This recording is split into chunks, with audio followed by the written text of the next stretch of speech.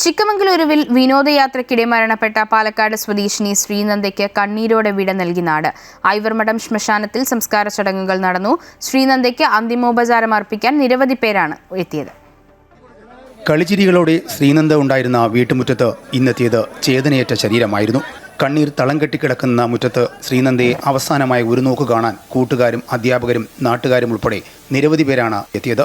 പഠനത്തിലും കായിക രംഗത്തും മികവ് പുലർത്തിയ മിടുക്കിയെ നഷ്ടമായ നടുക്കത്തിലാണ് നാട്ടുകാരും അധ്യാപകരും. എവിടെയെങ്കിലും പെട്ടുകൊണ്ട് നഷ്ടപ്പെട്ടു പോകേണ്ട ഒരു കുട്ടിയാണെന്ന് ഒരു 2 വർഷമായിട്ട് കായിക അധ്യാപകയാണ് കുട്ടിയുടെ. അപ്പോൾ അങ്ങനെ നഷ്ടപ്പെട്ടു പോകേണ്ട കുട്ടിയാണെന്ന് തോന്നുന്നില്ല. കാരണം എല്ലാ തരത്തിലും വളരെ ആക്റ്റീവായിട്ട് വൈബ്രൻ്റായിട്ട് കായിക രംഗത്ത് കലാരംഗത്ത് പ്രവൃത്തി പരിചയമേളയിൽ കഴിഞ്ഞ വർഷം സംസ്ഥാന തലത്തിൽ മികച്ച പ്രവർത്തനമൊക്കെ കാഴ്ചവെച്ച മിടുക്കി കൊച്ചാണ്. അപ്പോൾ അവളതൊരു ആക്റ്റീവായിട്ട് തിരിച്ചു വരും എന്നുള്ളൊരു പ്രതീക്ഷ ഞങ്ങൾക്കുണ്ടായിരുന്നു, നാട്ടുകാർക്കുണ്ടായിരുന്നു, അധ്യാപകർക്കുണ്ടായിരുന്നു, വീട്ടുകാർക്കും ഉണ്ടായിരുന്നു. ഒരുപാട് സ്വപ്നങ്ങൾ ബാക്കി വെച്ചാണ് ആ 15-കാരി യാത്രയായത്. ഇന്നലെ ചിക്കമംഗളൂരിൽ പോസ്റ്റ്മോർട്ടം നടപടികൾ പൂർത്തിയാക്കിയ ശേഷമാണ് മൃതദേഹം പാലക്കാട് വീട്ടിലെത്തിച്ചത്.